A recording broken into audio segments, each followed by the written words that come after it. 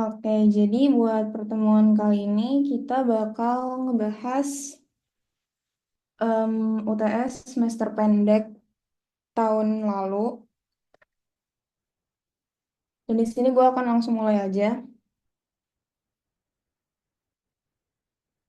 Oke, jadi di sini ada 4 soal. Dan buat soal pertama ini buat yang logic. Oke, di sini bagian A ya. Berikut adalah pernyataan P dan pernyataan Q. Di mana di sini ada A, B, C, sama D. Nah, terus kita tuh diminta buat em, menyimpulkan apakah itu implikasi atau ekuivalen. Terus kita kasih tanda yang betul.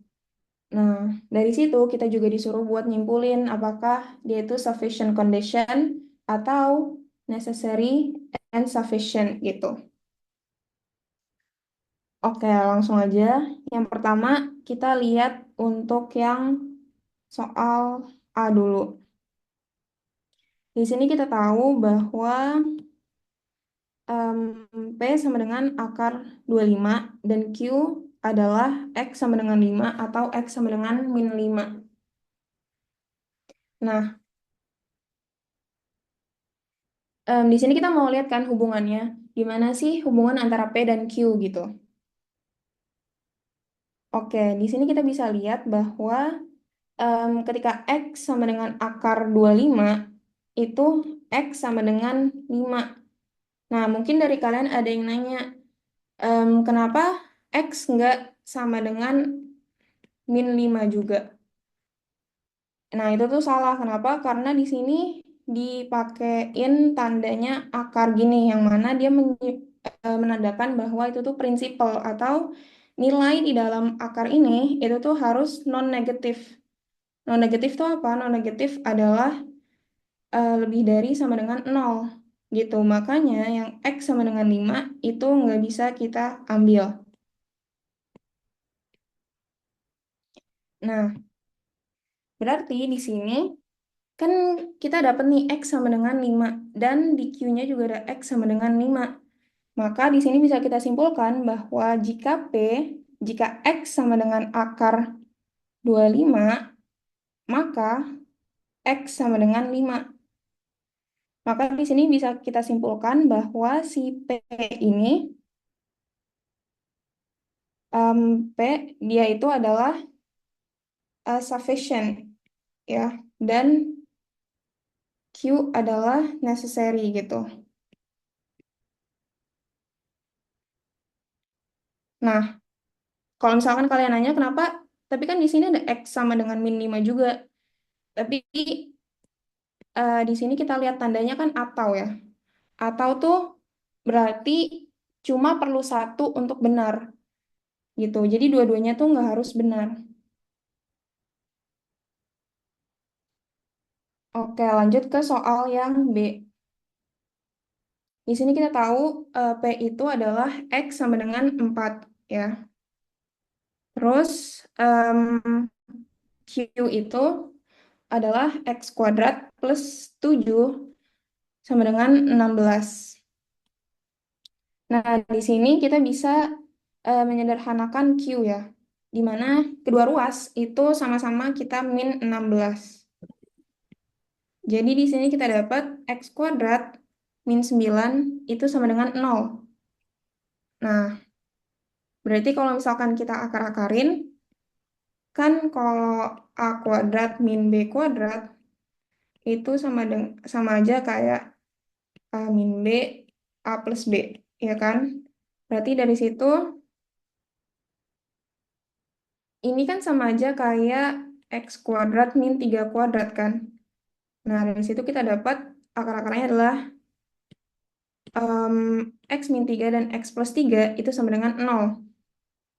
Nah, berarti di sini X bisa aja sama dengan 3 atau X sama dengan min 3. Tapi kita lihat lagi tadi P-nya apa? P-nya adalah 4. Nggak ada nyambung-nyambungnya kan sama si Q ini. maka kita bisa bilang bahwa di sini tuh nggak ada relationship yang logis gitu, nggak ada hubungan yang logis di antara P dan juga Q. Nah, selanjutnya buat poin yang C, di sini kita lihat bahwa P adalah X-1 dikalikan dengan X-2 sama dengan 0.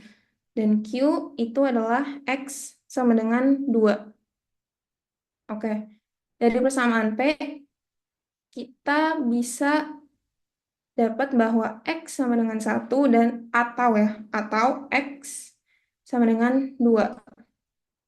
Ini tanda atau ya guys. Nah, kita dapatnya kan dari sini kan, kayak ini X-1. Kalau misalkan ini sama dengan 0, berarti kan X yang di sini dia kan nilainya 1, makanya kita dapat ini. Gitu. Terus kalau misalkan X sama dengan 2 itu kita dapat dari sini kan. Kalau misalkan X-2 sama dengan 0, berarti X yang ini sama dengan 2. Gitu, makanya kita dapat ini. Nah, setelah dapat ini, kita lihat lagi nih si Q ini apa? Q adalah X sama dengan 2. Oke, berarti em, bisa kita simpulin, coba kita lihat kalau misalkan jika P maka Q gitu kan. Jika X min 1 dikalikan dengan X min 2 sama dengan 0, maka X sama dengan 2. Betul kan? Karena kan di sini tandanya atau, jadi kita cuma perlu salah satu dari ini yang betul kan. Nah, terus kita lihat lagi. Kalau misalkan Q, jika Q maka P. Jika X sama dengan 2, maka persamaan ini sama dengan 0. Ya, kita input aja kan, kita masukin nih. Berarti di sini 2, di sini 2. Ya kan? Di sini berarti jadinya 1, di sini jadinya 0. 0 dikalikan dengan 1 itu sama dengan 0. Berarti betul kan? Maka di sini kita juga dapat jika Q, maka P itu betul. Nah, berarti dari ini kita bisa kita simpulin kalau P dan Q itu mereka equivalent. Atau bisa kita bilang bahwa P dan Q adalah sufficient dan necessary of the other. Jadi mereka merupakan sufficient dan necessary eh, P dan Q gitu. Jadi mereka berdua bersifat sufficient dan juga necessary. Nah, terus kita mau lihat nih yang lanjutnya atau yang D. Di sini bisa kita lihat bahwa X sama dengan min 2 dan Y sama dengan 2. Terus kita juga tahu bahwa Q adalah X plus Y sama dengan 0. Oke, berarti gimana? Kalau misalkan jika P maka Q, itu kan berarti jika X sama dengan min 2 dan Y sama dengan 2, maka X plus Y sama dengan 0. Betul nggak? Berarti tinggal kita masukin aja kan, plus 2 sama dengan 0. Oh, betul. Berarti jika P maka Q itu betul. Nah, terus kenapa ini jawabannya gua tak hasilnya adalah em, dia cuma jika P maka Q gitu. Kenapa dia nggak equivalent? Karena di sini bisa kita lihat nih X plus 2 X plus Y sama dengan 0 itu kan dia X dan Y-nya bisa nilainya ganti-ganti ya. Bisa aja X-nya tuh 3, Y-nya min 3 gitu. Jadi sama dengan 0. Atau enggak X-nya 5, Y-nya min 5 gitu. Jadi juga sama dengan 0. Jadi nggak melulu harus X min 2 dan Y2 gitu. Makanya di sini yang betul itu cuma jika P maka Q gitu. Jadi bisa kita simpulin kalau buat yang D, em, P, jika P benar maka Q is necessarily true. Jadi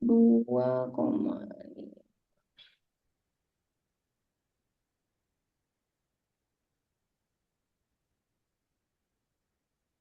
katakanlah di sini 5, di sini,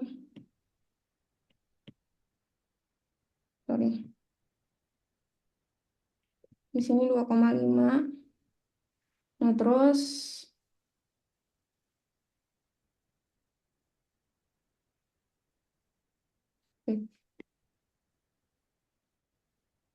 berarti kalau misalkan yang ini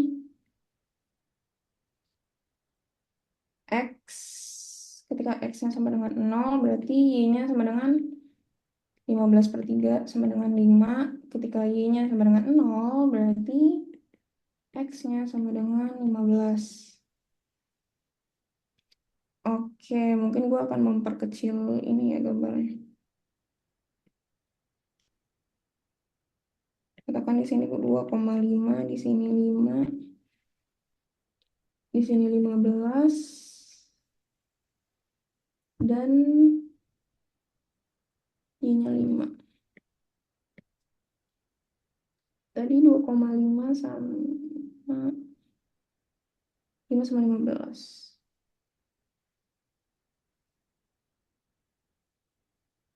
Oke, berarti kan kita dapat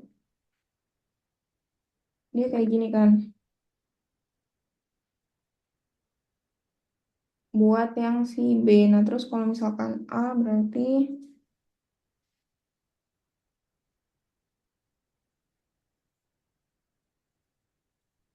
tadi dari persamaannya kita dapat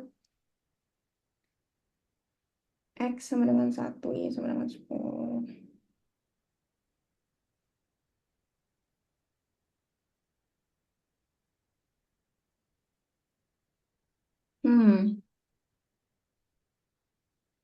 Bentar. Gambarkan persamaan garis pada A dan B.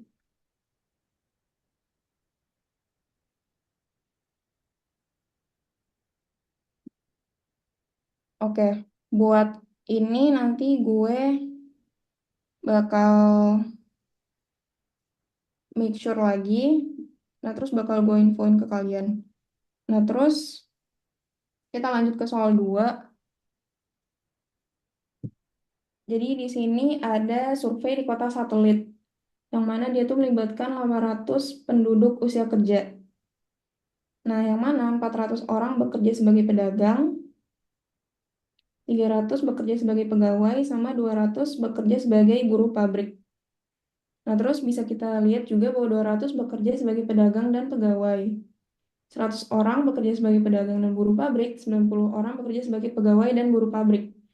Nah, terdapat pula 30 orang yang menjalankan 3 profesi sekaligus secara bersamaan. Oke, di sini A, kita disuruh tuliskan informasi di atas dalam terminologi atau simbol himpunan dan gambarkan informasi pada diagram Venn. Oke, di sini kan kita lihat bahwa secara keseluruhan itu ada 800 orang ya. Berarti bisa kita tulis bahwa N semestanya itu 800. Nah, terus di sini 400 orang bekerja sebagai pedagang. Maka di sini gue simbolkan pedagang itu dengan D. Jadi N pedagang itu totalnya ada 400. Nah, terus 300 orang itu kan sebagai pegawai. Nah, pegawai gue simbolin pakai G, itu berarti NG dia ada di 300. Dan 200 orang sebagai buruh pabrik. Buruh pabrik gue simbolin B, berarti NB itu adalah 200. Nah, sementara itu 200 orang bekerja sebagai pedagang dan pegawai. Pedagang dan pegawai itu kan berarti D dan G kan. Berarti jumlah N, D, dan G itu adalah 200. Kemudian ada 100 yang pedagang dan buruh pabrik. Berarti D dan B itu ada 100 ya. Nah, terus 90 orang bekerja sebagai pegawai dan buruh pabrik. Berarti kita simbolin kayak gini. Jadi kalau misalkan kalian mau menyimbolkan jumlah kayak berapa sih, ada berapa banyak, itu kalian tulis pakai N depannya. Terus di sini kita lihat juga bahwa yang bekerja buat tiga profesi tersebut itu ada 30 orang. Berarti kita simbolin D dan G dan B itu sama dengan 30. Nah, diagram Venn itu kita mulai gambar dari yang bagian tengah ini. Karena kan dia irisan dari ketiga buletan ya. Berarti kita udah tahu nih bahwa yang di tengah itu ada 30. Nah, sekarang kita mau lihat misalkan yang bagian sini, ya kan? 170 tuh dari mana sih? 170 itu kan berarti bagian yang sini kita kurangin dari bagian yang sini kan. Nah, bagian yang ini itu nilainya berapa tadi? Itu irisan antara D dan G. Berarti kita dapat angkanya 200 kan? Nah, berarti 200 dikurangi dengan ini kan. Berarti dikurangin 30 gitu. Sama juga buat yang sini 70 dan 60. Berarti kalau misalkan 60 kita dapat dari irisan G dan B yang mana itu adalah G dan B 90. Berarti kita kurangin sama 30. Berarti kita dapat 60. Terus sama juga buat yang 70 ini. Berarti ini 110. 100. Ya 100. Kita kurangin sama 30. Maka hasilnya adalah 70. Terus buat nyari D, G sama B-nya doang gimana nih yang bentuk kayak gini. Berarti kan keseluruhan, misalkan gue cari D nih. Berarti kan keseluruhan D gue kurangin sama bagian yang sini sama bagian yang sini kan. Berarti gampang aja. Yang D tadi ada 400, berarti 400 kita kurangin sama tadi kan kita udah nemuin ya. Ya udah berarti kurangin 170 kurangin 30, kurangin 70. Yang mana nanti gue dapat hasilnya adalah 130. Gitu juga buat nyari G dan juga nyari B. Nah, dari situ kalian tuh belum selesai. Kalian harus ngitung berapa sih pekerja yang enggak melakukan pekerjaan ketiga ini. Gitu. Berarti cara nyarinya kan tinggal tadi ya keseluruhan 800 kita kurangin sama semua angka yang ada di sini gitu. Kita kurangin tuh. Yang mana pas gue hitung nanti hasilnya adalah 260.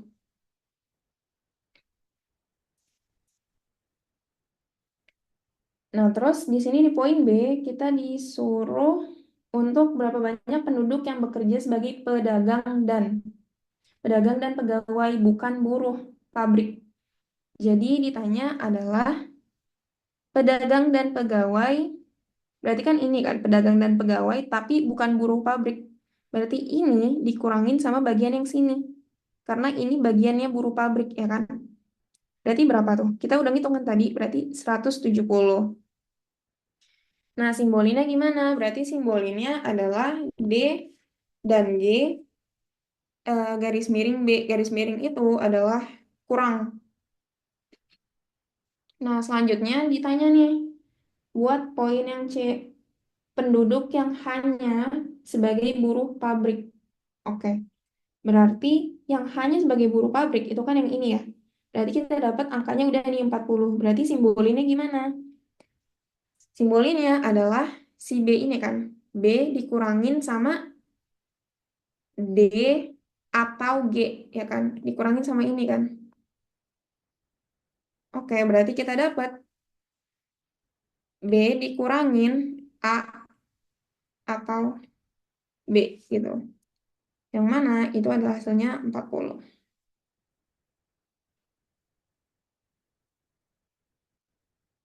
Oke, sampai sini ada yang mau ditanyain kah?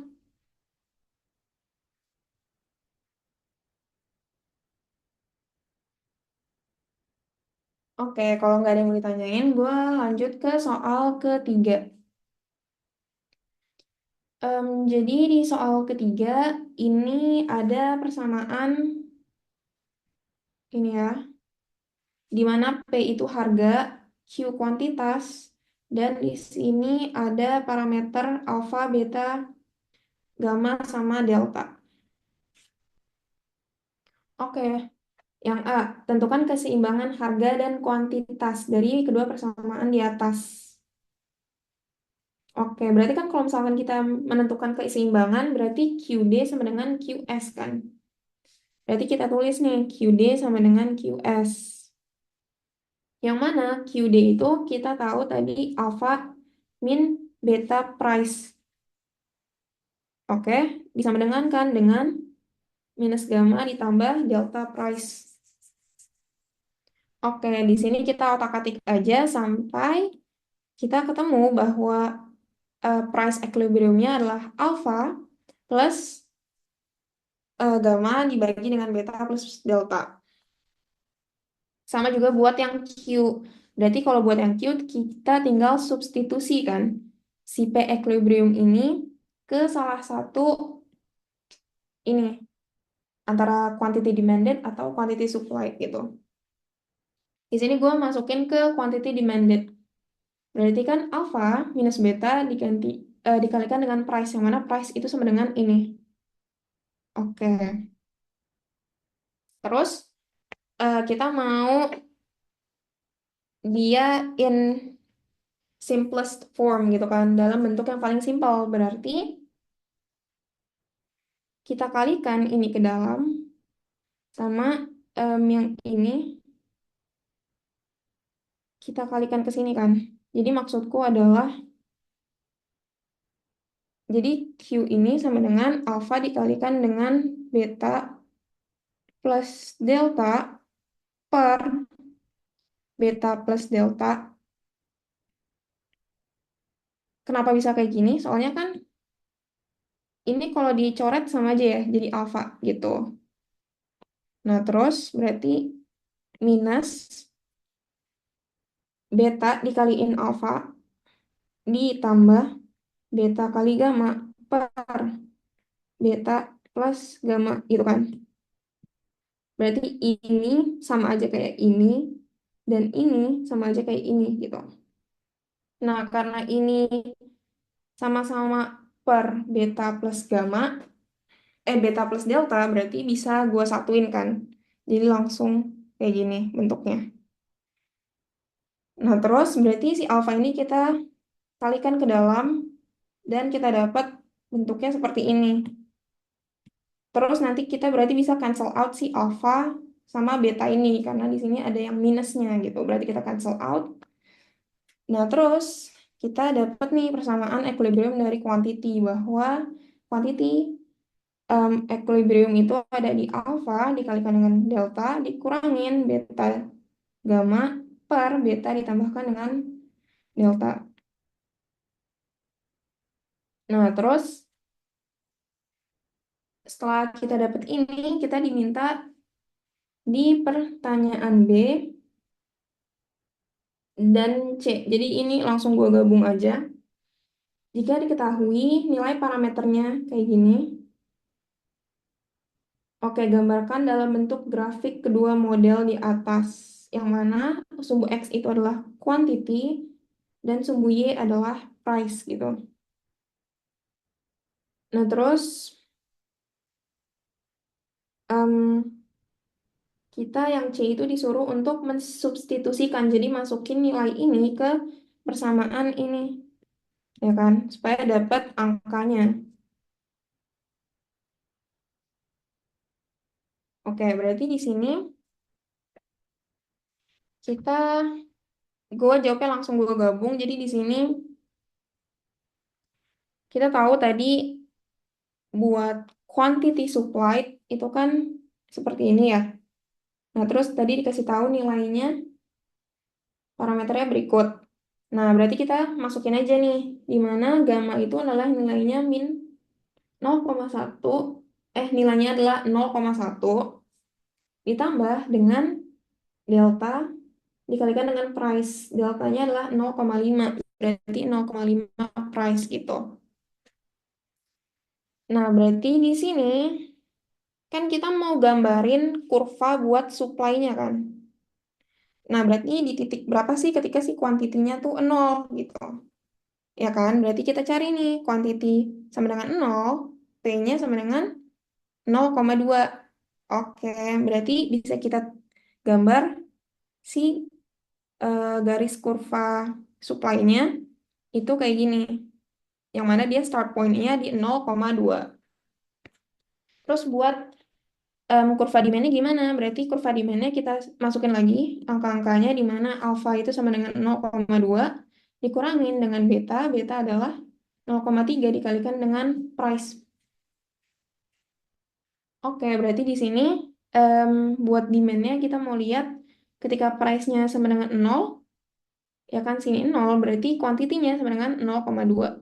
Terus kalau misalkan kuantitinya di sini sama dengan 0, berarti price-nya kan sama aja kayak min 0,2 dibagikan 0,3 min gitu kan. Yang mana hasilnya 2/3 sama dengan 0,67 gitu. Nah, dari sini bisa kita gambarin nih.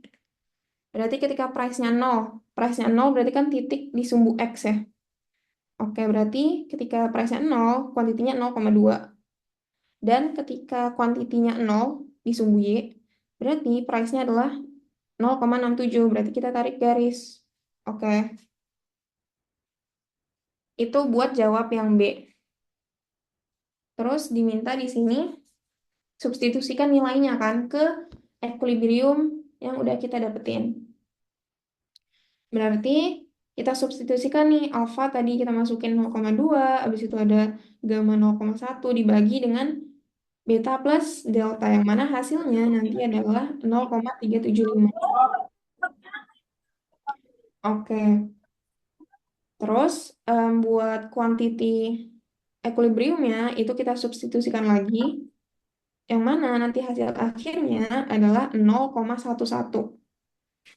Nah, di sini berarti kita bisa gambar nih di titik equilibrium ya kan di mana S supply curve dan juga demand curve itu intersect berarti bisa kita tuliskan bahwa dia ada di price 0,375 based on this. Nah, terus di quantity 0,11. Sampai sini ada yang bingung nggak guys?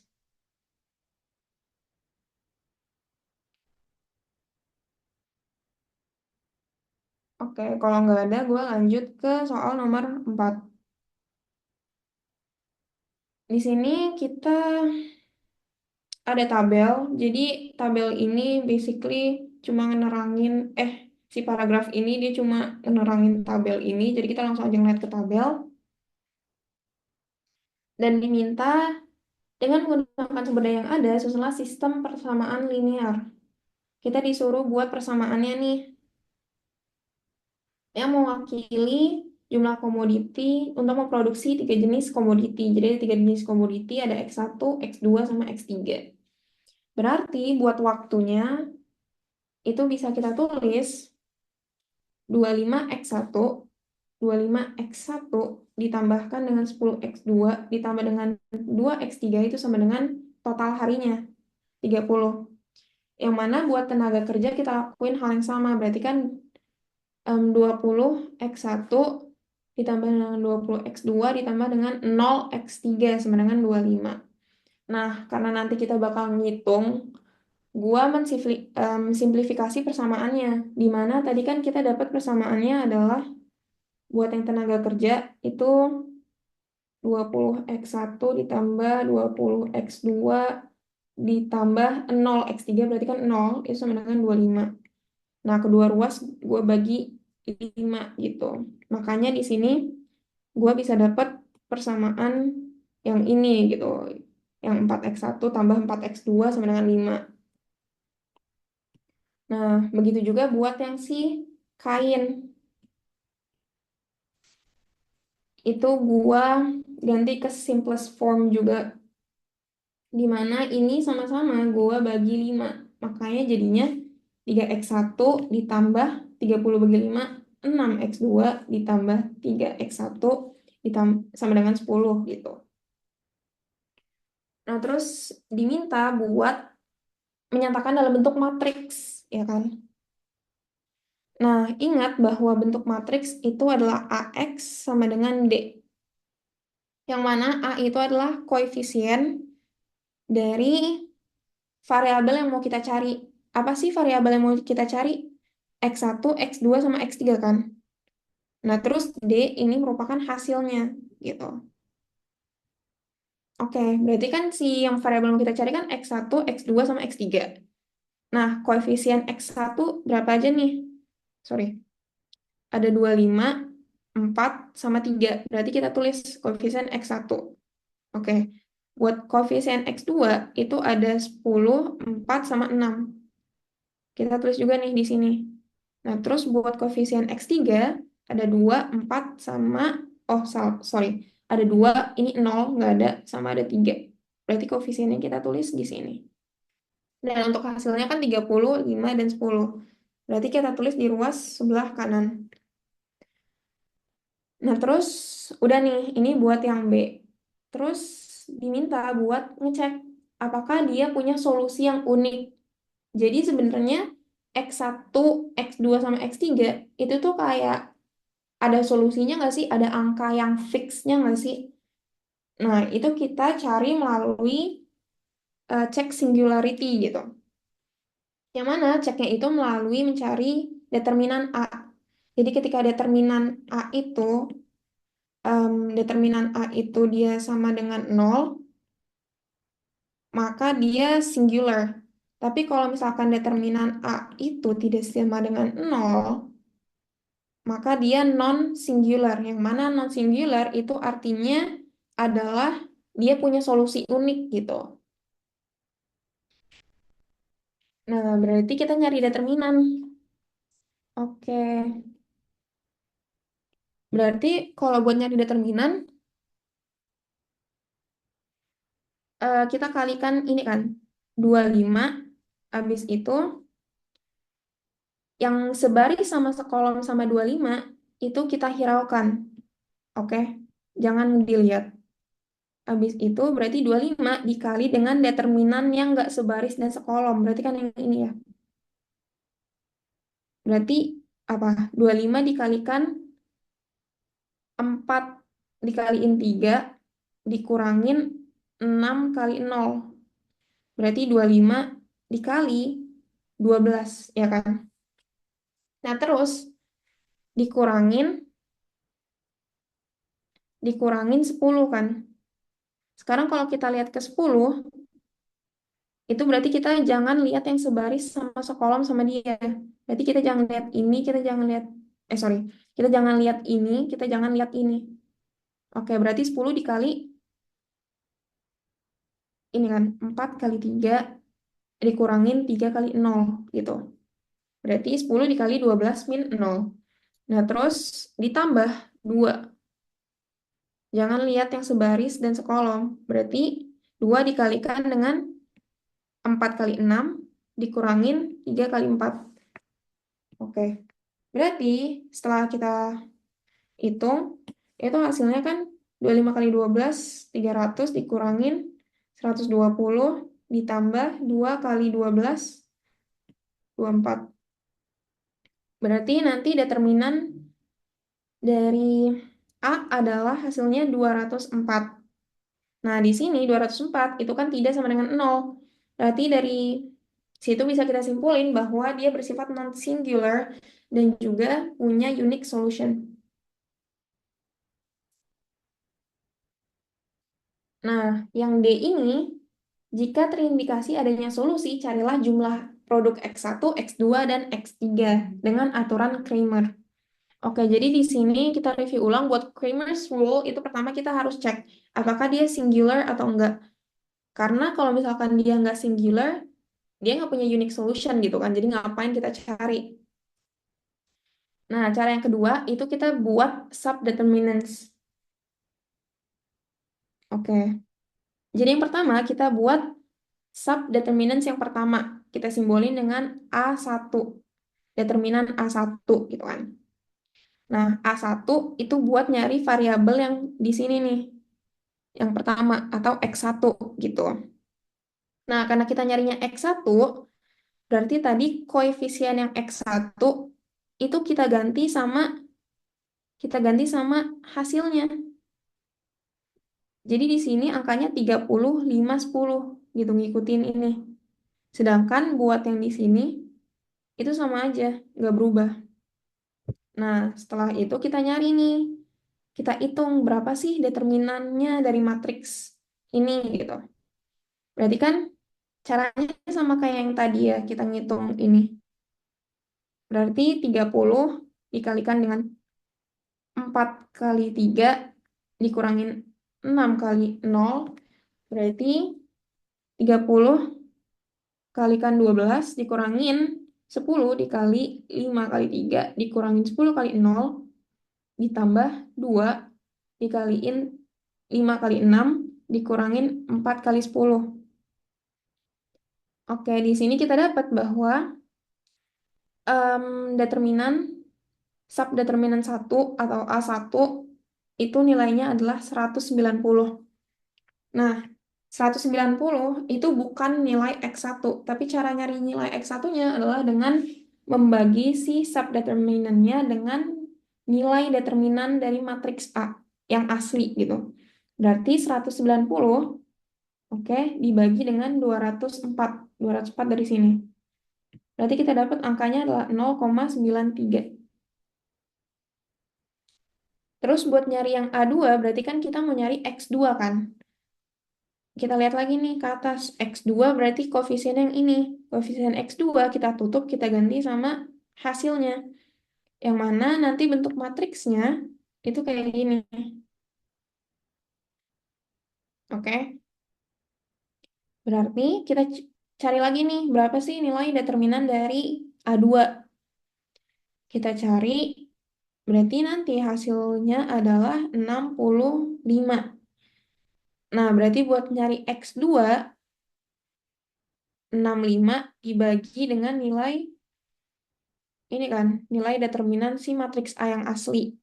Berarti 65 bagi 204 hasilnya adalah 0,32. Dan buat cari A3 itu kita lakuin hal yang sama. A3 berarti kan buat X3 ya.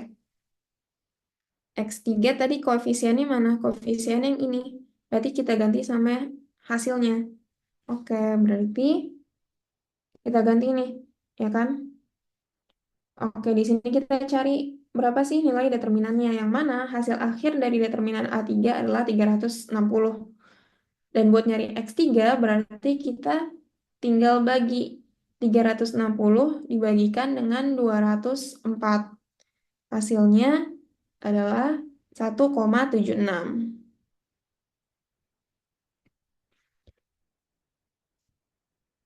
Oke, sampai sini ada yang kurang jelas, Kak, guys? Kak, maaf aku mau tanya boleh? Mm-mm. Kan tadi kakak simplify dulu ya eh, persamaannya.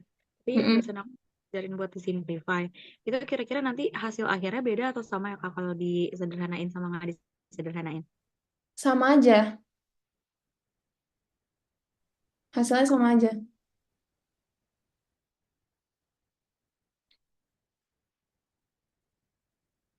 Soalnya kalau nggak disimplify itu kan nanti angkanya gede ya, nah terus kayak ribet nih gitu. Hasilnya sama aja kok, guys. Yang lain ada yang mau ditanyain?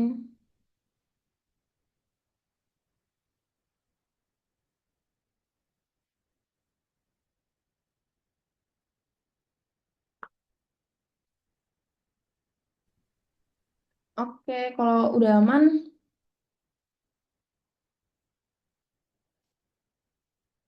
dari gua cukup buat pertemuan kali ini. Kak, Mungkin maaf, dari kalian ada yang mau ditanyain Kak maaf. selain ya? Kak, aku mau nanya yang persamaan. Mm-mm. Aku tuh masih agak bingung sama agak lupa sih kalau persamaan itu kita kan nyarinya ada yang ini ya, yang pakai huruf apa sih yang pakai ini tadi gambar tadi ya, yang ada X sama Y. Wait. Nah, itu tuh cara nyarinya itu salah satunya tuh harus dinolin gitu ya. Misalnya X sama dengan nol baru kita dapetin Y. Habis itu kalau nyari Y itu Y sama dengan nol baru dapetin X gitu ya. Ini ya buat ini, kayak gambar gini. Heeh. Iya, soalnya kan biasanya dia menyentuh sumbu ini kan biasanya nih nyentuh nih sumbu X, sumbu Y disentuh, sumbu X disentuh gitu kan. Iya. Nah, berarti kan kalau dia nyentuh sumbu X ya di sini, ini kan berarti sumbu Y-nya 0 kan? Iya. Gitu, makanya kita nyari dulu. Ngerti nggak? Oh ya ngerti. Berarti kalau misalnya nyari sumbu X, berarti Y-nya itu harus dinolin gitu Kak. Iya, betul. Nyari sumbu Y berarti X-nya di-nolin. Berarti mau hampir semua pertanyaan yang persamaan gitu caranya gitu ya Kak? Kalau buat gambar ininya ya, iya. Ya, oke. Makasih Kak. Iya, sama-sama.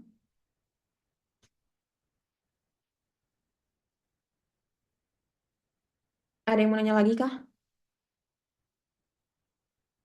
Kak, mau nanya Kak, Hmm. kalau untuk gambar kurva, apakah eh, biasanya apakah cuma linear atau ada yang kuadrat juga? Seingat gua kalau misalkan Mazda sih masih linear ya.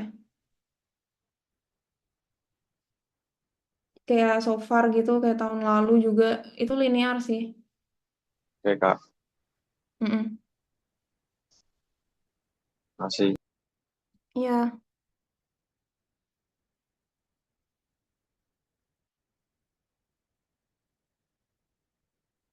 ada lagi kah?